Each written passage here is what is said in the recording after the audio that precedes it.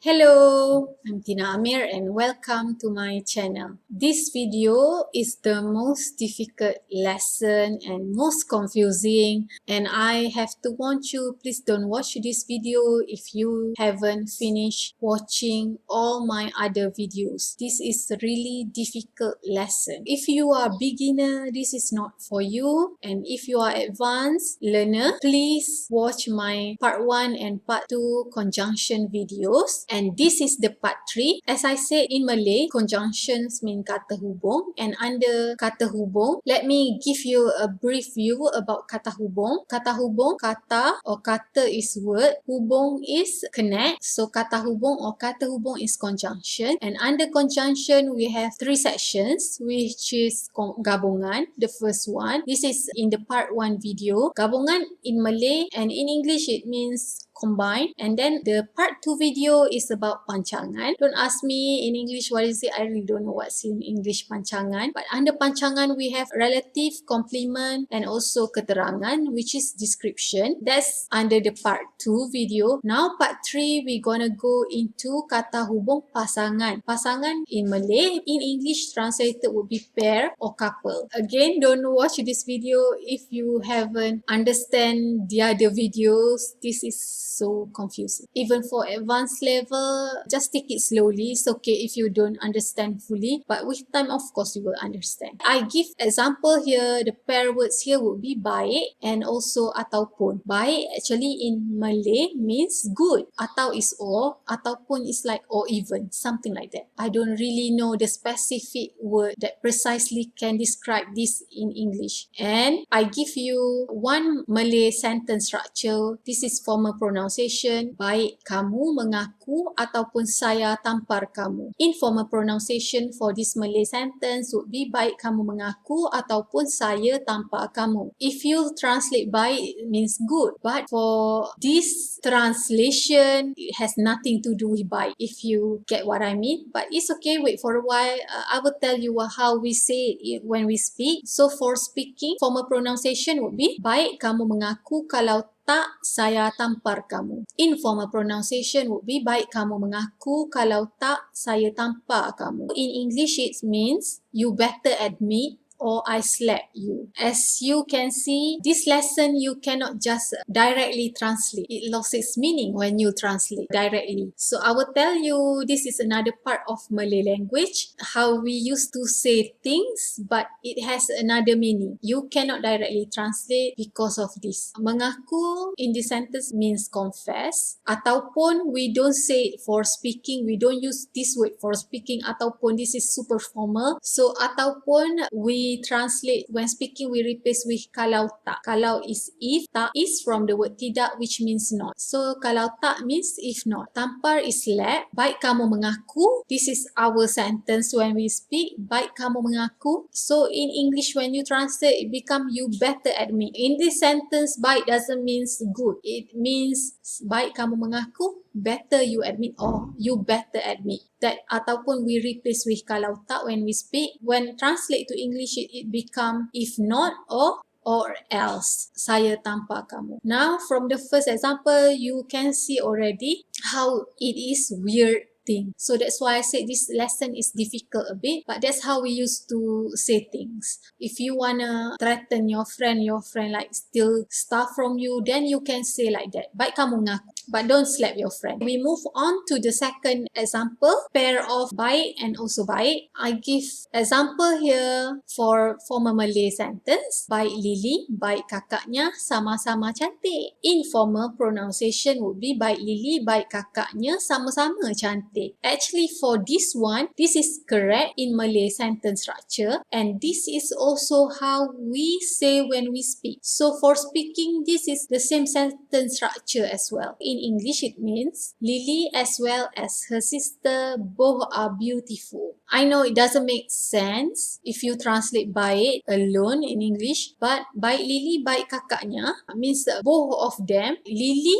as well as her sister, both sama-sama. I know sama-sama means welcome, right? Like thank you and then you're welcome. So you say sama-sama, terima kasih sama-sama. But this sama-sama doesn't mean that bersama or bersama is together. together. So sama-sama like togetherness. In this sentence means to say that both of them, cantik is beautiful. So Lily as well as her sister, both are beautiful. So when you wanted to say to somebody, oh look at them, baik Lily, baik kakaknya, sama-sama cantik. That's how you say when you speak. I hope I make myself clear here. I know second example become already like more complicated. Now we move on to the third example, baik and also mahupun. Mahupun, I don't know, just like ataupun, I really don't know specific word to translate that, but mahupun means maybe similar like same as well. So I give example for the formal Malay sentence. So this is formal pronunciation, baik lelaki mahupun perempuan perlulah membuat kerja rumah. Informal pronunciation would be baik lelaki mahupun perempuan perlulah membuat kerja rumah. But that's not how we say when we speak. Now I will give you example for speaking. Start with the formal one. Okay, formal one, baik lelaki ke perempuan ke perlu buat kerja rumah. That's the formal pronunciation. Informal pronunciation would be baik lelaki ke perempuan ke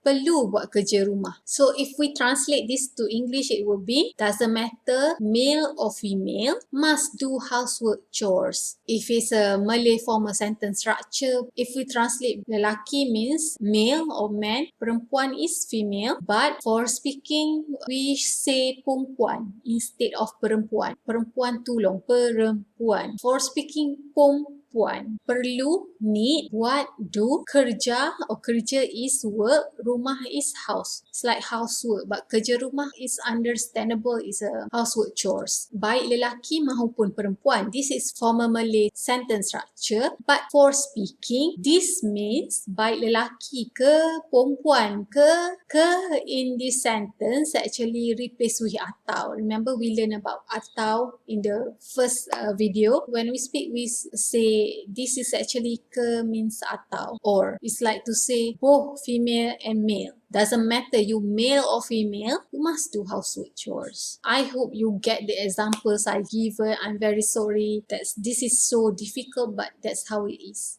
But anyway, we move on to the number 4, which is a pair of semakin and semakin. I don't know how to say this in English. Really, there's no exact word I think to translate it directly. Here, I give you example. Both same for formal Malay sentence and also for speaking also the same. For the formal pronunciation first, Puan Nana semakin kaya, semakin pemurah. Informal pronunciation, Puan Nana semakin kaya, semakin pemurah. Puan Nana is Madam Nana. So when I translate to English, it will be the richer Madam Nana, the more generous she is. Semakin maybe close to the more. The more you give, the more you get. Semakin banyak awak bagi, semakin banyak awak dapat. Maybe that's the closest meaning I can think of. Kaya is rich here. Pemurah is generous. Puan Nana semakin kaya, semakin pemurah. Pemurah is very funny. Another word for pemurah is murah.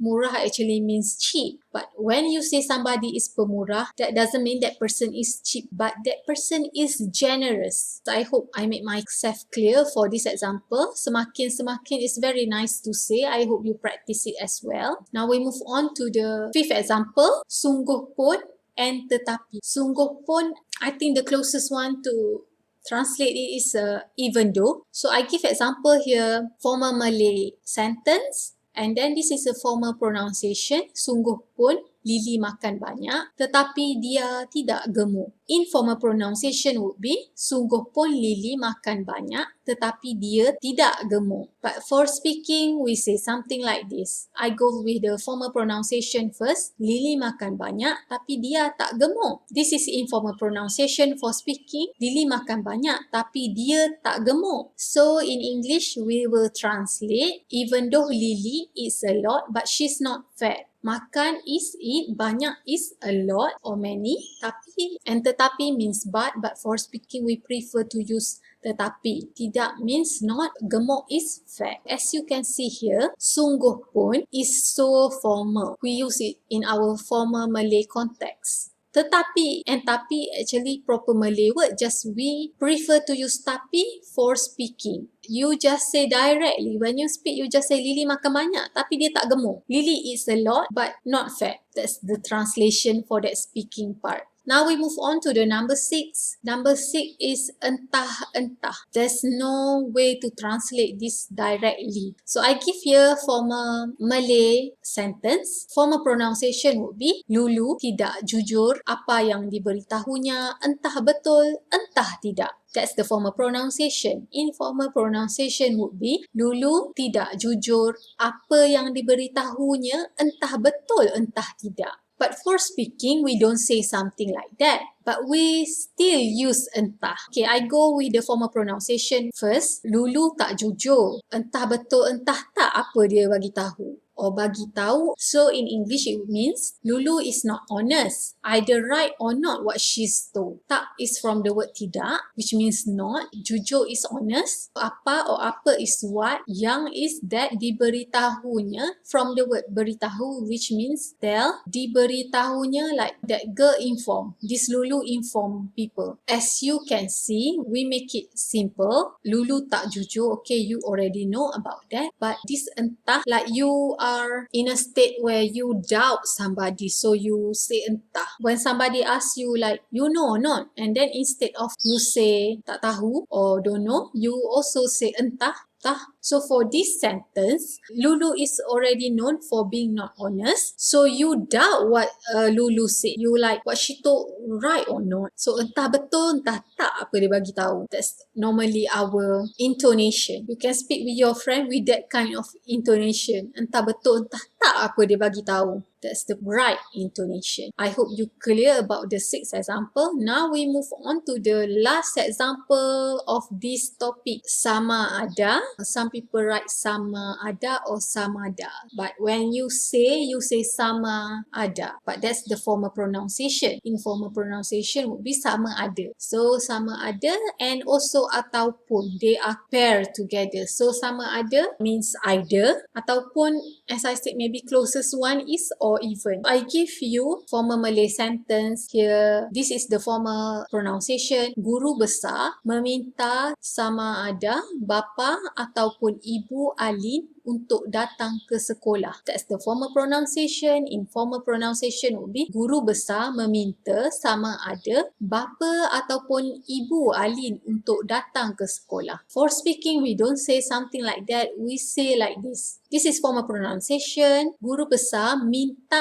ayah ataupun ibu Alin datang kat sekolah. That's the formal pronunciation. Informal pronunciation. Guru besar minta ayah ataupun ibu Alin datang kat sekolah. Actually, formal or informal pronunciation both are the same for this speaking one. So in English it means headmaster requests either Alin's father or mother to come to school. Guru besar is headmaster or headmistress. As I said, we don't have gender, so guru besar can be either headmister or headmistress. But I translate here headmaster. Meminta from the word minta or minta, root word, which means ask. Sama ada means either. Untuk is for, datang is come, ke to, sekolah is school. So if you notice between the formal Malay sentence and also the speaking one, I don't use sama ada for speaking. But I just use ataupun, because when you use ataupun, you are known you have